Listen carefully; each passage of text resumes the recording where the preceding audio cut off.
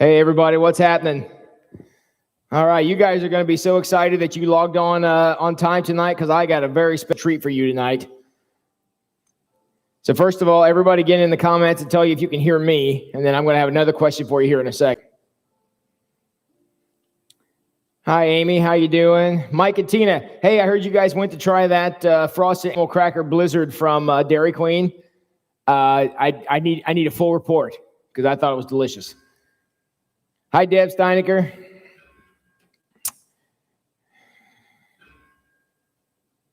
And let's see who else we got here. Margie and Doug are here from Fenway Court. Hi, Linda Horn. Is it Joyce Koenig's birthday today? Is that what I'm reading here? Did somebody tell me it's Joyce Koenig's birthday? Joyce Koenig, are you here? Can you confirm or deny whether or not it's your 29th birthday? I'd appreciate that. All right. Hey, Marge Tangeman. Hi, Amy. Dave, thank you. Hi, Teresa. Hi, Jess. Glad you're here, too. All right. I have a very special treat. I have somebody who's here. You want to say hi? Hi. You guys hear Leah? Leah, talk to us. Hi, everyone. You're helping me check my mic. You guys get to be a part of helping us, making sure that the microphone is working for tomorrow. And because of that, Leah's going to sing us a song, and you guys are so welcome. So we're going to let a few more of you log in.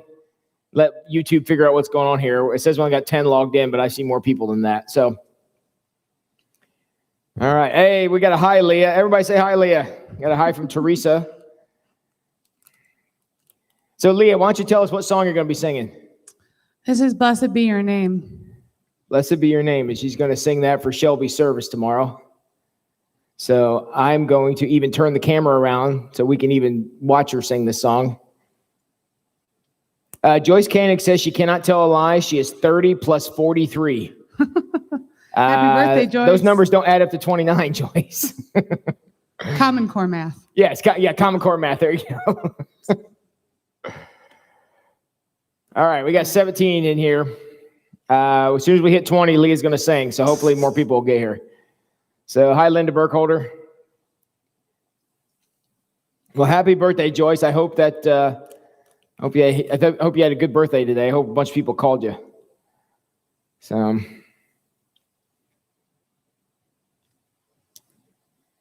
right. Leah, you ready to go? Yep. Okay. I'm going to turn my microphone off because I am not singing a duet with her. You all are welcome for that too. And when I give her the high sign, she's going to sing it for us.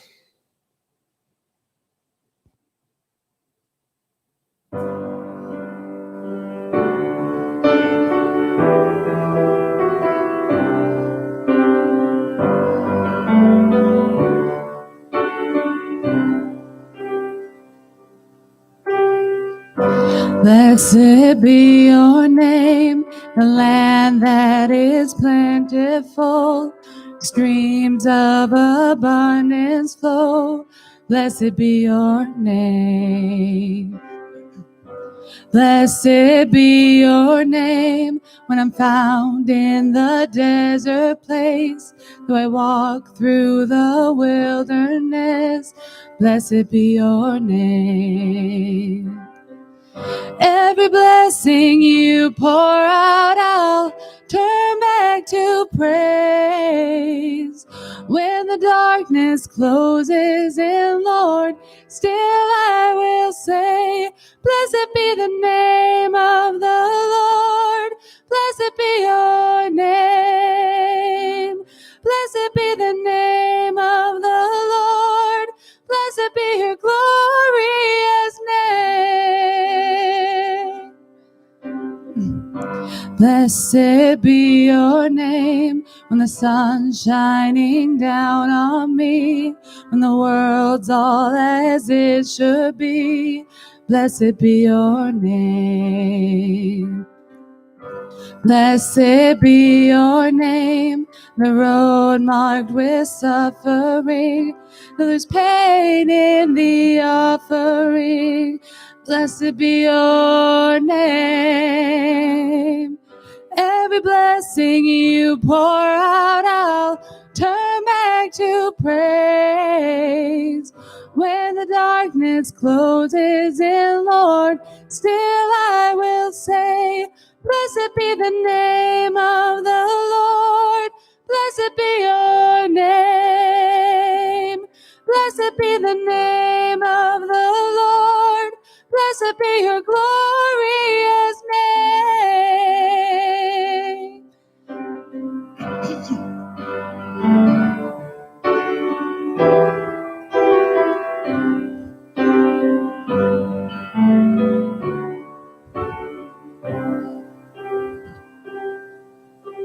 You give and take away. You give and take away. My heart will choose to say, Lord, blessed be your name. You give and take away. You give and take away. My heart will choose to say, Lord, blessed be your name. You give and take away. You give and take away. My heart will choose to say, Lord, blessed be your name.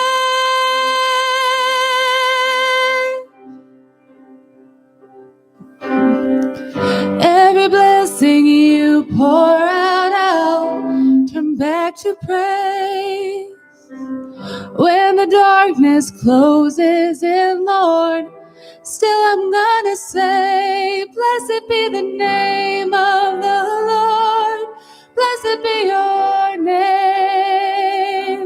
Blessed be the name of the Lord. Blessed be your glorious name. Blessed be the name of the Lord. Blessed be your name. Blessed be the name of the Lord. Blessed be your glorious name.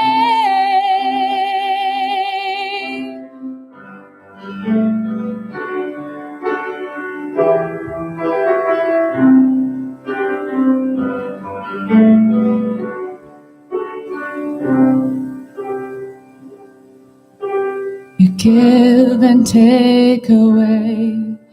You give and take away. My heart will choose to say, Lord, blessed be your name.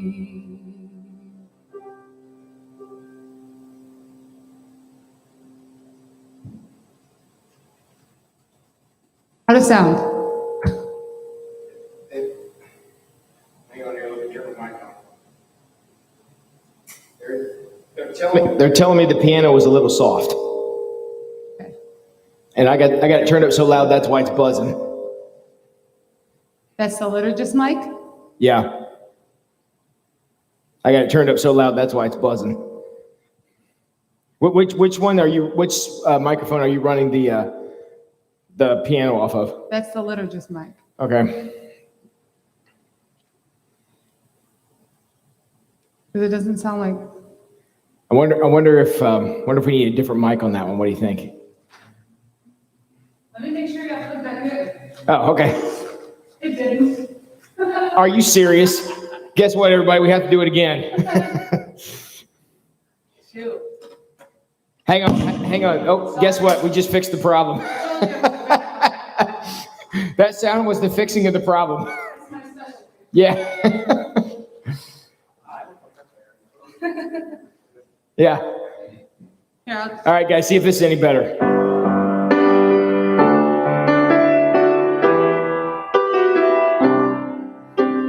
give and take away. Give and take away. Heart will choose to say, blessed be your name. Give and take away. Give and take away. Heart will choose to say, but blessed be your name.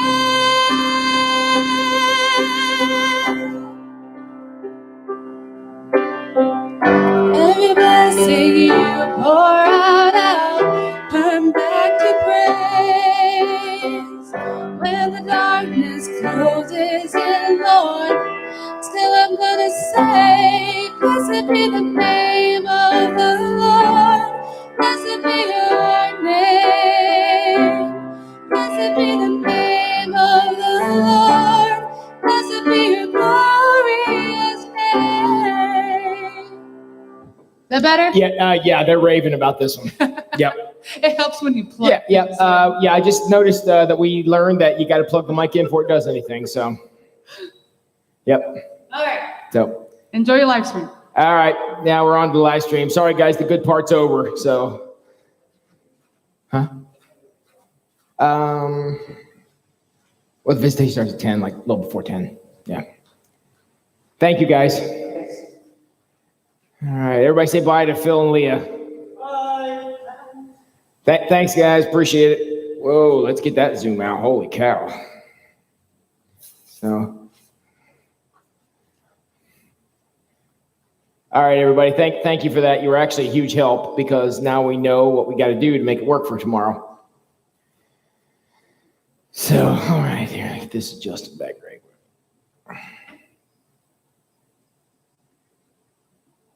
All right, well, that was your little bonus for being here on time tonight, and thank you all for helping us out with that. Hope you all enjoyed that. For those of you who are not chat friendly, there we go.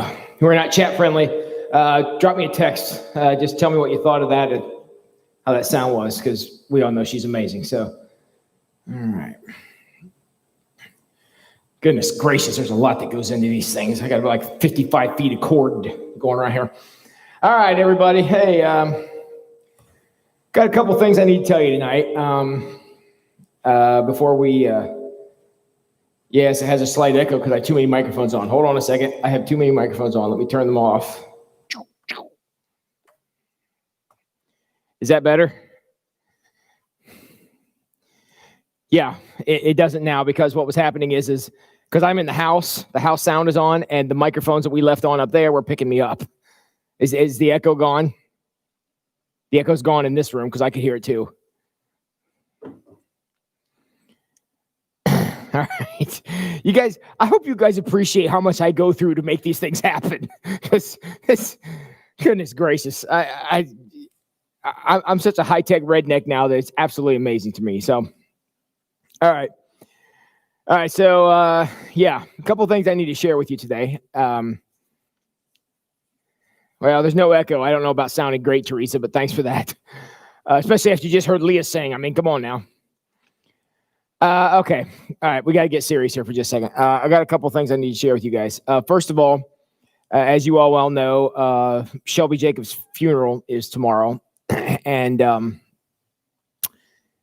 so that's why we're having to do a lot of this prep work and get things ready and ready to go for tomorrow. So thank you for helping us with the sound check.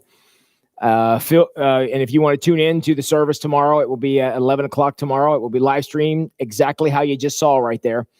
And we will be working on that.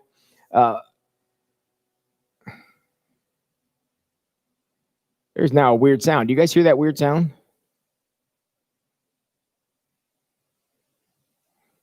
Sorry, that's a sound I never heard in here before. I don't know what that was. Sounded like somebody running a vacuum cleaner or something. Not that I'd never heard that before. I mean, I never heard that here now. That didn't come out right.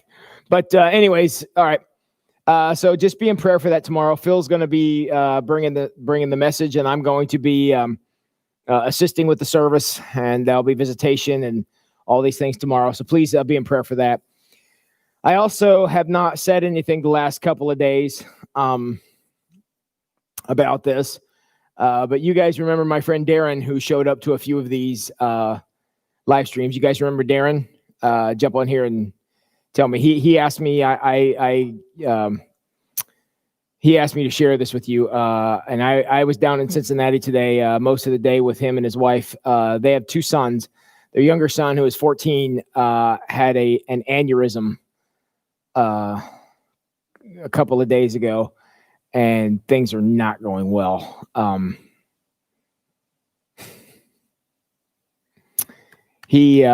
was down to see them today, and I I'm not a doctor, but things aren't looking good. They ran some tests while I was there, and the prognosis is not good. He's completely in a coma. He's not breathing on his own. He's not responding at all. He just, it's really bad. So it's Darren and Amy Cordray, two dear friends of mine from years ago. And like I said, I drove down to Cincinnati today and was down there with them for a couple of hours, and because nobody can get in. I took my pastor, their parents can't get in. Their other son can't get in. Nobody could get in, but for some reason, my pastor's license allowed me to get in. So I drove down there just because I'm the one that can get through the door and up to his room, and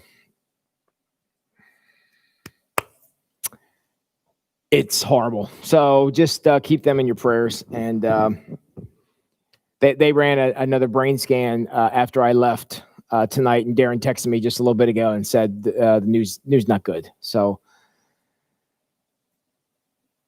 hasn't been a very good week. These aren't supposed to happen to two kids. You could add their ages together, and they're still like 15 years younger than I am. Yeah, it's tough. So just be in prayer for that. I don't know what's going to happen, but I was at the university, one of the University of Cincinnati hospitals, and yeah, so yeah, Cheryl, I know that. I don't know that it's going to come to that, but we'll see. But just keep them in your prayers. It's really hard, as you can imagine, and shocking. I mean, 4 days ago, this kid was driving around drinking milkshakes, and now here we are. So, so just keep them in your prayers. They're going through a hell of a time, as you can imagine. So, all right, where are we at here tonight? All right, let's jump into this. Yeah. So, yep. Thank you, guys. I knew I could count on you. Just as I hear things, I'll let you know. But just know that right now it's pretty tough. So, all right, we are going to launch into chapter 6 tonight. We'll be spending probably a couple of days here, I would think. Talking about something that I hammer on you guys quite a lot, as I recall, the idea of forgiveness and the danger of bitterness. I really felt like this has been this chapter was one I almost could have written myself, because I feel like I've lectured you guys about this one a lot. And so we're going to be, thank you, everybody. So we're going to take a look at this. Now, obviously, the example that he gives here is a pretty difficult one. He talks about just some very difficult issues. So we'll kind of walk lightly through these together. Okay, so he talks about his little sister, who apparently they were born on the same day, 3 years apart, which it's funny how often that happens in families. I've heard of that. People sharing birthdays in families seems to kind of be a thing. In fact, my sister and my mom almost share a birthday. They only missed each other by a couple of days. So, so they are, so very close. Of course, brothers and sisters have to fight. It's just part of the contract between brothers and sisters. But he always felt very close to her based on what he said. And he said he always believed that he was her protector, which is exactly how little boys should feel about their sister. I was never very protective of my sister because she is way meaner than I am, and way scarier. And if there was ever a problem, she dealt with it herself because she was way mean and scary. And that's the truth. And if she was here, she would tell you that. So my sister and I were always pretty close, even though she was mean and ruthless and beat me up all the time and was just absolutely just ruthless and always being difficult and bossy and scary and all that stuff. And I'm just going to maintain that no matter what happens. So that's the story I'm going with. So I always believe you're a protector. I think this is something we've lost in our culture. I better tread lightly here. I feel like this mentality is kind of a victim of the feminist movement, where, girl power and girls can take care of themselves. And, right. Girls are brilliant and they're wonderful. And I don't disagree with any of that. However, it is inborn in men to protect the women they care about. And if you take that away from little boys or try to teach little girls, oh, you don't need that. You're really taking something away from them that's born into us. And I really feel like that's something we shouldn't be doing. Yes, women are powerful. They are smart, and all. I'm perfectly good with all that. It's absolutely true. But it's also true that it is one of the God-given designs of men that we are to protect women. That's what we do. The good ones amongst us, that's what we do. And so all of you ladies out there, if you know a good man who watches out for you, you might want to say thank you to him instead of giving him such a hard time like the world often does for feeling that way. So, all right. Now, so he felt a lot of protectiveness. He was very close to his sister, and obviously he cared about her very much, thought she was awesome, and all these things. And I'm guessing when he was an adult, he doesn't really give a timetable for how all this took place. For those of you who are able to read the chapter, he doesn't really give a timetable for how all this went down. Man, this thing bothers my ears. Ugh. But he, at some point, found out that this man, whose name I believe his name was, he calls him Max. I'm sure that's not his real name, but Max had molested his sister as well as a number of other little girls in town. Now, all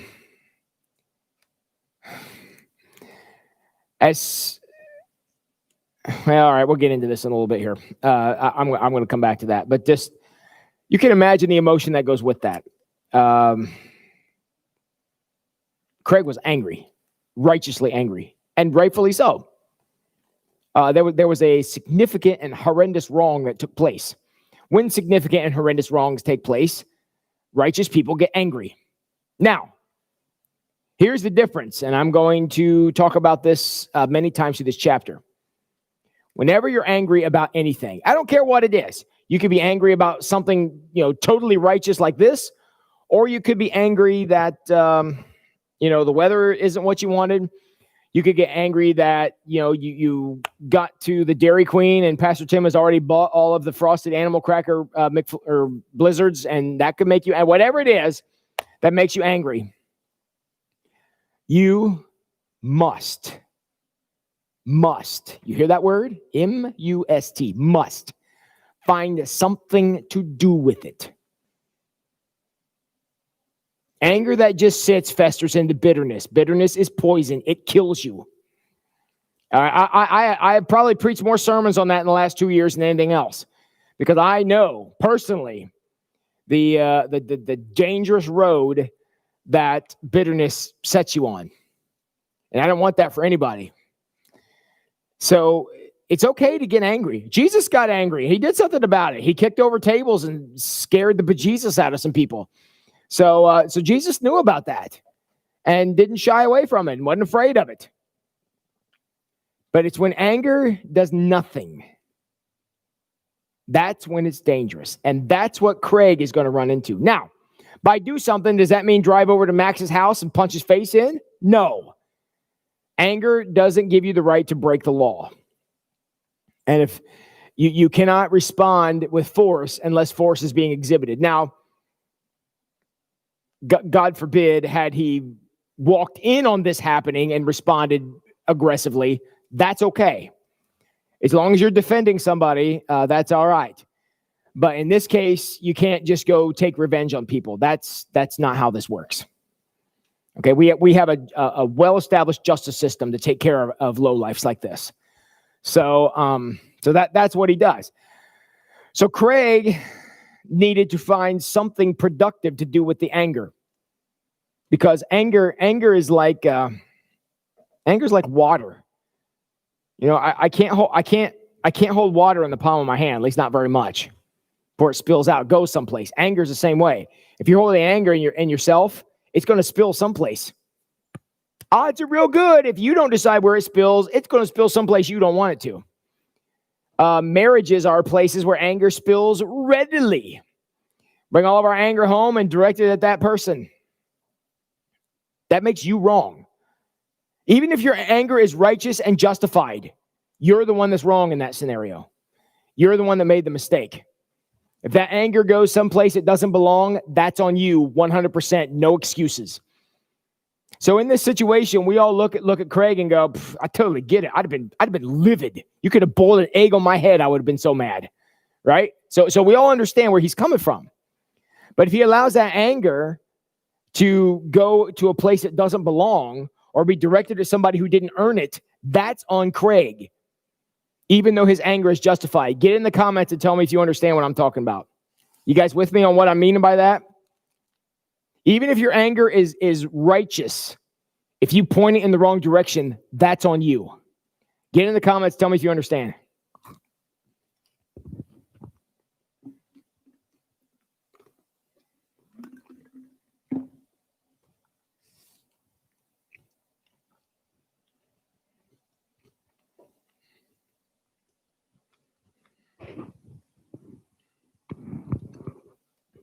You guys with me?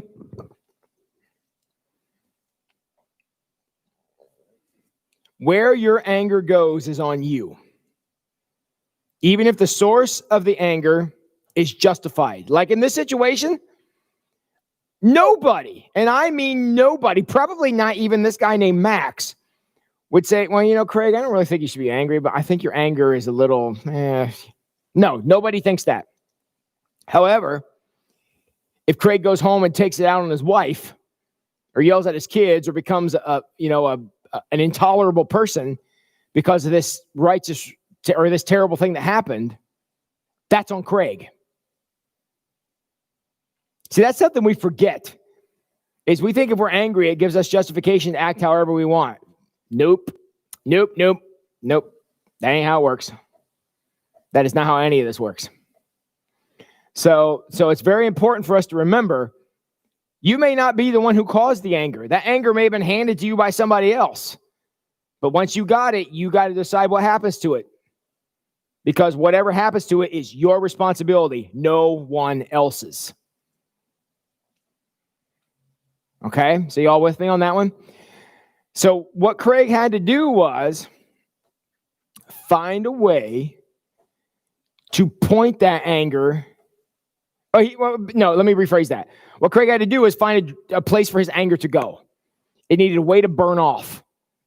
Okay, he needed, just like my protein shake here.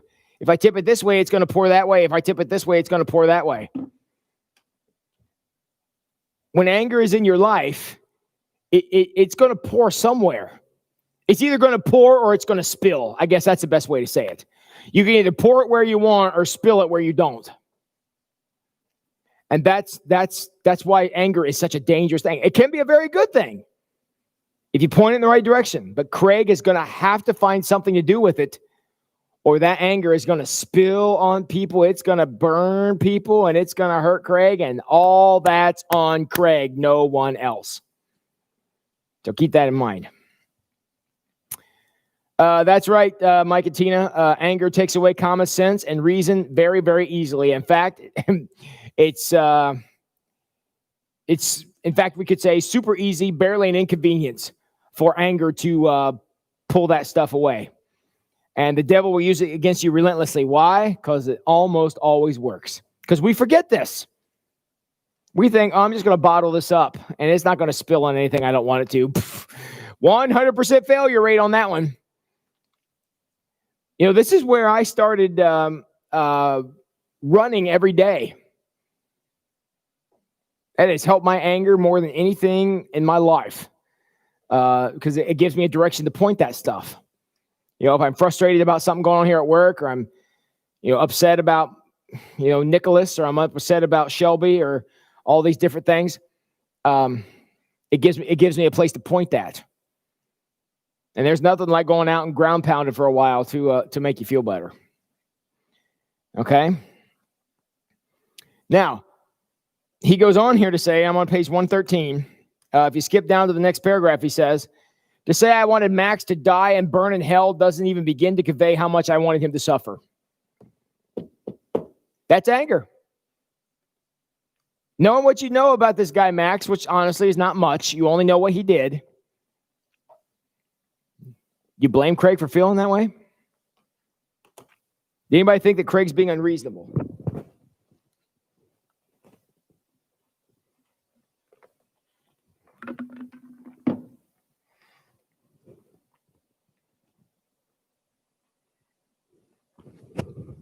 Does anybody think that Craig's being unreasonable?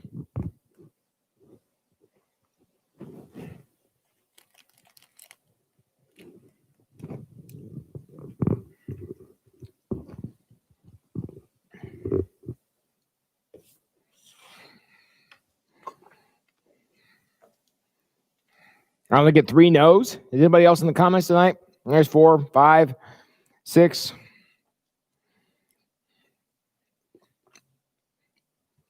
He's not being unreasonable. However, the next question is going to be, is he being responsible? We all agree he's being reasonable.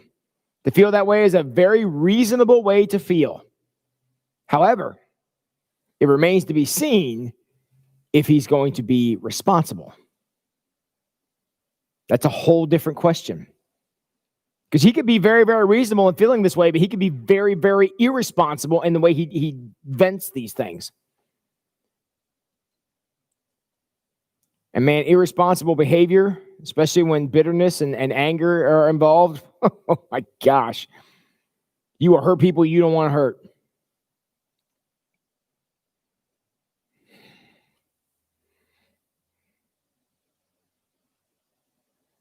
Anger is like a teapot. If it's not vented, the pressure will build up and bad things happen. That's right. And that bad thing is called an explosion, Tina. That's exactly correct. And you want to watch out for those things because that's what happens. That anger will. It's not a question of if. It's a question of when and where is that going to spill. You get to choose where it goes, not if it goes. And that's very important. All right, let's flip over to page 114. Is that what we're, 114. There's a paragraph there that starts with, we all know Christians. We all know Christians are supposed to forgive. Jesus was relatively clear about that. But y'all know what forgiveness means, right? Who is forgiveness about? I'm giving you a hint here with my pointing. Forgiveness is all about me, not about you. Forgiveness is, if Craig, and he's going to talk about this, so I don't want to get too far ahead. But if Craig, in order to forgive this man, Max, in order to forgive him, he has to say, it was okay what you did. Forget that. Ain't no way. And no way that's going to happen. Never. It will never happen. But he still has to be responsible with these reasonable feelings he's having. It's on Craig to be responsible with them. That's easier said than done. So Craig says, but we all know Christians are supposed to forgive. Yes, we all know that. But the next sentence says, but many of us Christian atheists think that there are exceptions to this rule.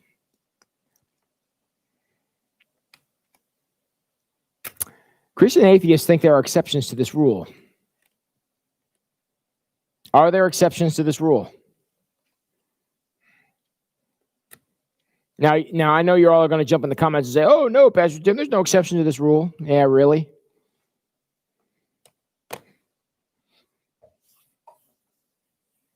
Really? No exceptions.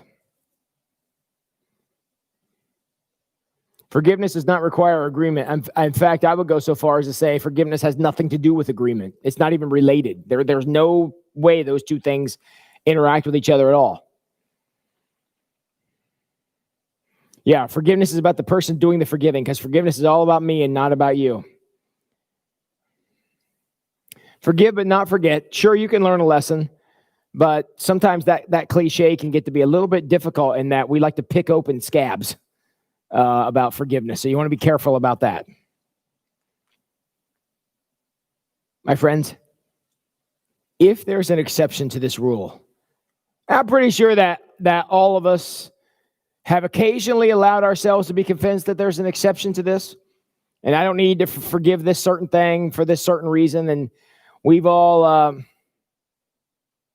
what's the word I'm looking for? The word made it be okay. What's that word? Justified. We've all justified being upset about something. We've all done it. And I'll tell you right now, any unforgiveness that you're willing to justify, you're basically putting on a great big t-shirt that says, Satan, please lie to me. Number one believer of lies. Because, man, if you allow that justification for a lack of forgiveness to be in your life, you have just opened the door to Satan just to tell you the most wildest of lies. And you will regret that, because those lies can be very enticing. Cheryl says that rule may not have exceptions, but our ability to do it may have exceptions. Yeah. And anytime that you're allowed to allow yourself the chance to justify not forgiving something, you have just invited Satan to come lie to you. You have opened the door and you've even said, right here it is, Satan. Here it is. Please come lie to me about this. That's what you said.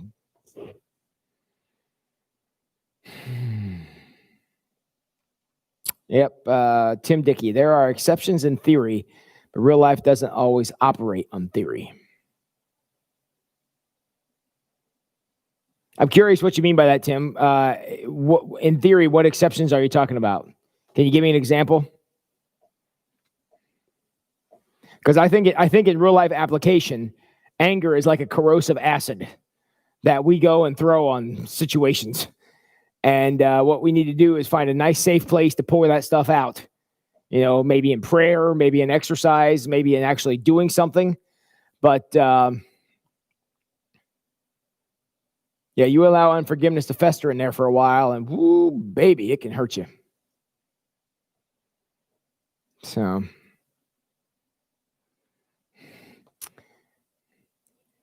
I guess my warning, and the reason I marked this sentence I marked this sentence in here because I wanted to tell you all to be very, very careful with your exceptions to the forgiveness rule. And I know you're all going to say, nah, we don't have any of those. Okay, but if you ever decide you're going to think about having one, I want you to remember what you're doing. You are opening up the door to your life for Satan to come and tell you some of the most wildest lies that you wouldn't believe otherwise. Because that anger has got to find some place to go. And if you try to hold it and allow that to run away from you, you're going to end up spilling that anger in a place you don't want it to go. I guarantee you that's going to happen. I have counseled with so many couples through the years that they bring all this anger into the marriage and they don't know what to do with it, so it goes at this other idiot sitting here. I have seen that so many times because they're just sitting there, with their anger cup filled clear up to the top, and it just keeps spilling over, and it lands on the spouse every time. Wrecks marriages faster than anything else I've ever seen. So,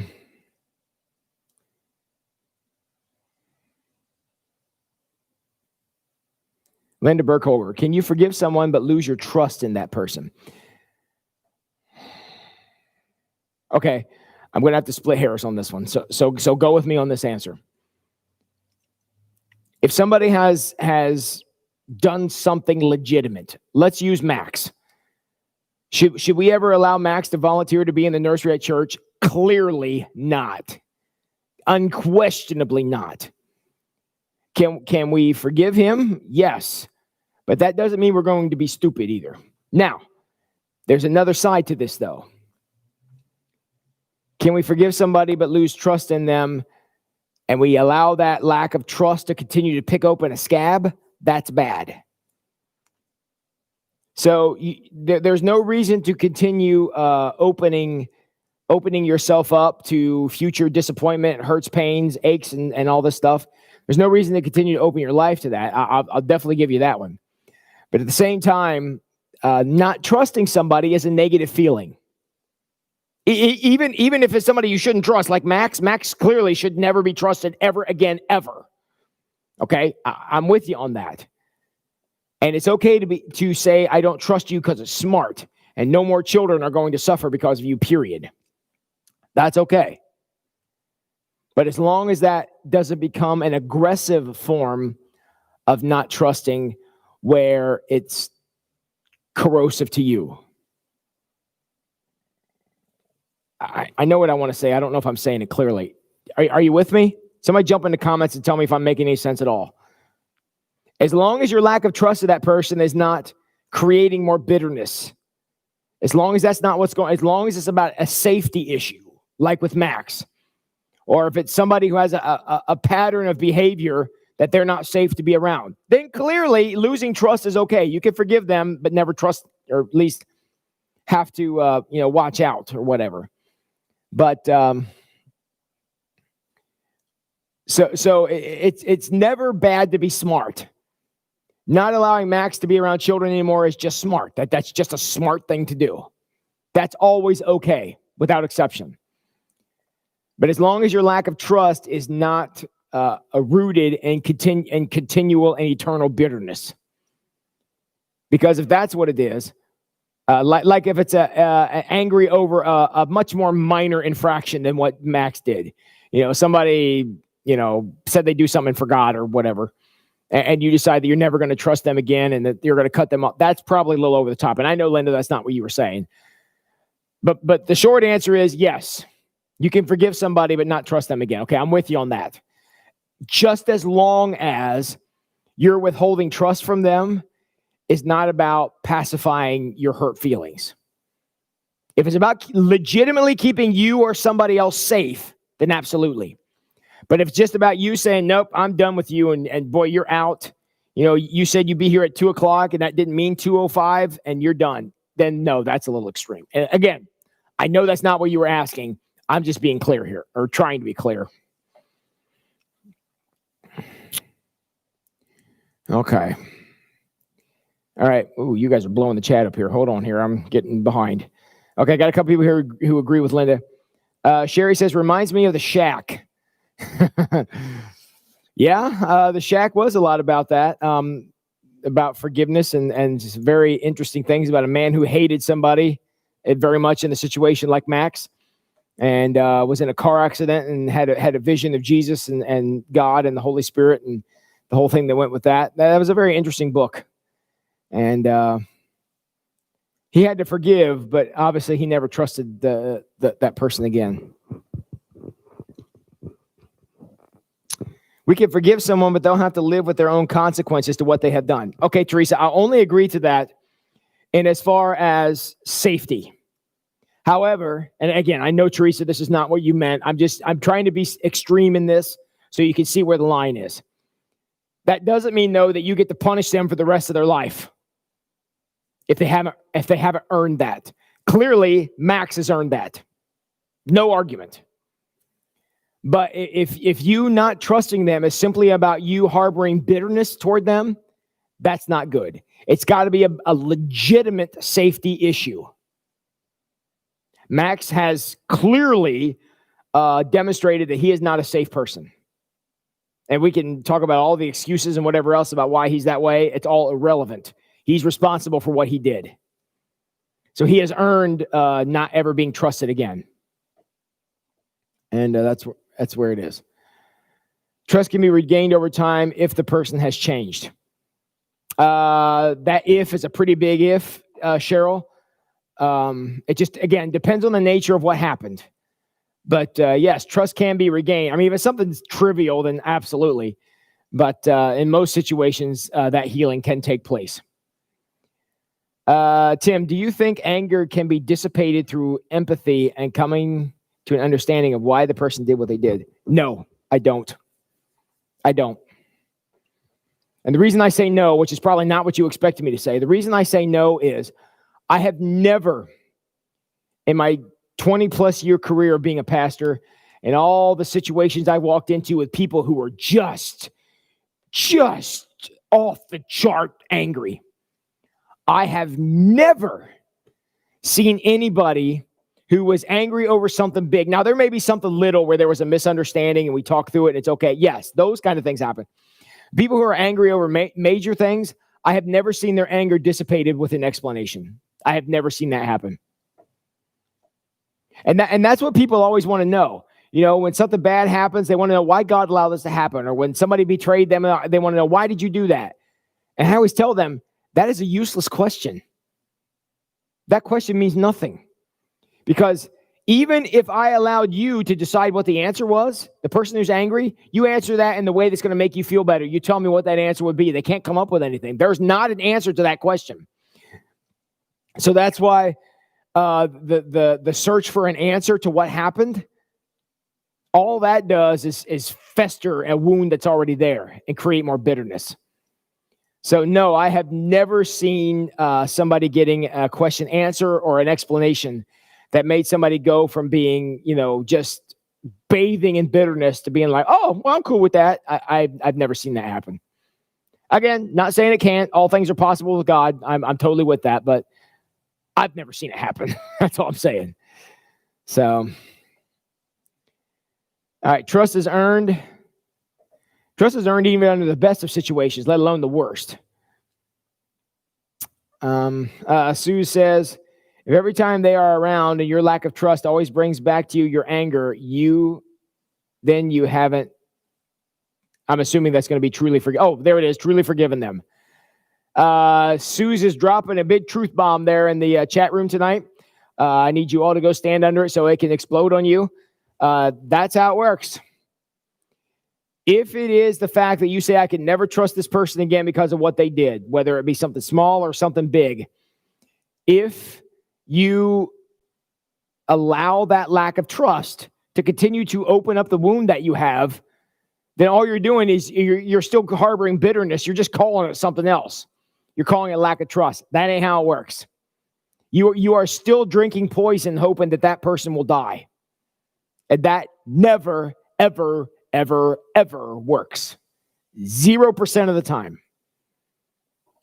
So you want to be real careful about that because bitterness will kill you. And I'm not being figurative. I mean, literally, it will kill you. So, all right. Joyce agrees with Linda about trust being earned. Again, I agree with that too. Cheryl says, Cheryl agrees with Susan. But that is why sometimes we have to keep going through the process of forgiveness. True. Because you got to remember, forgiveness is not about understanding why that person did it. Forgiveness is about you giving up the bitterness, finding a healthy place for the anger to go. And an explanation is not the way.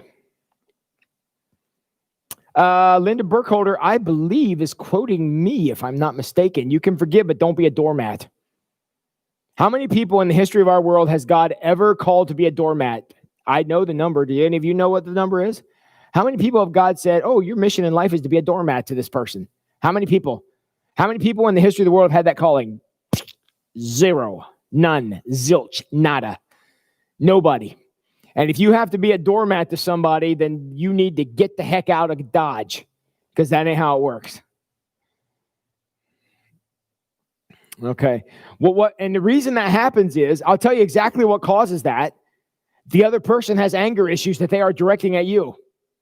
If you have to live your life walking on eggshells, that person has something they're angry about that they're pointing at you. That's where that comes from. That's what that is. And until that person finds a healthy place for their anger to go, then you're going to be the likely target. That can happen in marriages, but it also can happen in, work, coworkers and friendships and, other places, churches. Anger's got to find some place to go. And that goes to the people around you also, not just for you. So don't be a doormat ever, period. Nada. There's nothing to talk about with that. Very good, Linda. Cheryl, you can forgive and then let it go and move on. It'd be great if it worked that way. Your next line is it's a work in progress. Absolutely, it's a work in progress. But it won't fix itself. So you just saying, I'm just going to hold this anger till I feel better. That's like saying, I'm just going to be sick till I feel better. That doesn't work that way. You got to go take the medicine, and sometimes that's hard work, and it doesn't taste very good. Tina Mike says, really difficult to give forgiveness if there's no asking for it. or any sense of remorse or change from the person you need to forgive. And when that happens, trust is out the window. Okay, I agree with the end of your statement completely. If the person has done something, and again, I'm not talking about something petty, has done something legitimately bad and upset you and wronged you in some way, and is not remorseful or looking for forgiveness about it, then yes, trust is going to be impossible. So if getting back to trust that person is the standard you're going to set, then you're running on a treadmill to a place you're never going to get to. However, and Tina, and Mike, I don't think you were saying this, but I just want to make sure I'm clear about this. The other person being remorseful for what happened has absolutely nothing to do with you forgiving them. Doesn't have a single thing to do with it. Those two things, again, are not related. Just like I think it was Cheryl was talking about before about forgiveness and acceptance. Those two things have nothing to do with each other. They have nothing to do with each other. I'll say the same thing here. Remorse from the other person and your forgiveness also have nothing to do with each other. Because look, we've all had situations where somebody did something, they came back and said sorry, and you're like, stick it, I don't care. You know, we've all had that, and that's we've all been there. You know, basically what that means is now you're walking around carrying this anger bomb, and somebody's going to get hurt with it. But if you're going to wait for the other person to say sorry before you'll let go of the grudge, well, good luck with that, buddy. And it's probably never, if it doesn't happen right away, it's probably never going to happen. Cheryl and Marge all agree with Tina. I got a couple of zeros on the doormat. You got it. When I really do forgive, I have peace. You want to know why you have peace when you really do forgive, Linda? I mean, it's pretty obvious. It's hard to be peaceful and angry. You want to talk about two things that don't go together? Try those two, peaceful and angry. Being peaceful and angry, they're what we call mutually exclusive experiences. And that's why as long as you're harboring bitterness, you're not going to have any peace. You're not going to sleep at night. You're not going to eat well. Your physical health can go down depending on how bad it gets. Bitterness is dangerous. I mean, it's dangerous. It's like having a bottle of acid you're walking around with. I mean, you don't want to be shaking it because you don't know what's going to happen. Well, anger is the same way. And somebody bumps into that anger and they're going to find out how bad it is, even if they had nothing to do with it. That's why because spouses tend to bump into all kind of stuff.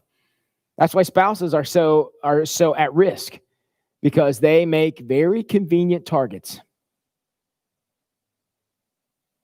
Spouses don't play that game. And that's not a man or a woman thing. That's everybody. Don't play that game. If you're forcing your spouse to walk on eggshells, you're doing something wrong. That's on you. I don't care how justified you are. I don't even care if your anger is at them for something you feel they earned. That's something you want to watch out for. Team and Mike, not saying our comment was correct, just stating it's very difficult. Yeah, I think I agreed with you, actually. Didn't I agree with you? I felt like I did. Yeah.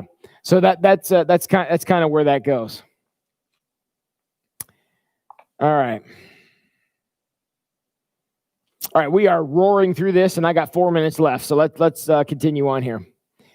Mike and Tina, but once you do forgive, there's such a weight lifted that you can't hardly imagine. Yes, but that's a legitimate forgiveness, not a okay, fine, it's okay. That's not that. It's when you're really going to give over that hurtful stuff and find a healthy place to leave it. I'd recommend the foot of the cross, but you do you. So, Teresa, it's also difficult to go on when someone you care about hurts you. You forgive them, and they don't want anything to do with you. Well, that's pretty easy to go on. If they don't want anything to do with you, then they're out. Hasta la bye-bye. Have a good life. That's maybe there's more going on here than I realize, but if they're not trying to get back into your life and they don't care enough to do anything about it, don't let the door hit you on the way out. That's kind of how that flies. And maybe I'm being a little callous about that, but that's kind of how it is. It's when you got to continue to deal with somebody that you haven't forgiven. That's when it gets tough. So, Okay. Bitterness. That's where I'm at. On page 114, the subtitle Bitterness. And he says something that I certainly would agree with. He says, hopefully you've never experienced something that hurt at you as deeply as Max hurt our family. I will say a huge amen to that. Unfortunately, chances are good that you have or that someone you know has.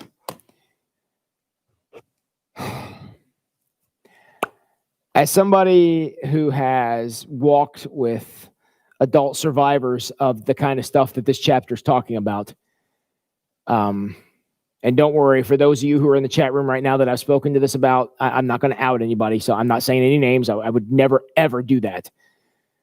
But I will tell you all two things. First, it is far more prevalent than anybody wants to admit. Crazy prevalent with people you'd never expect, and that's hard to hear, but it's true. So just know that that's a thing.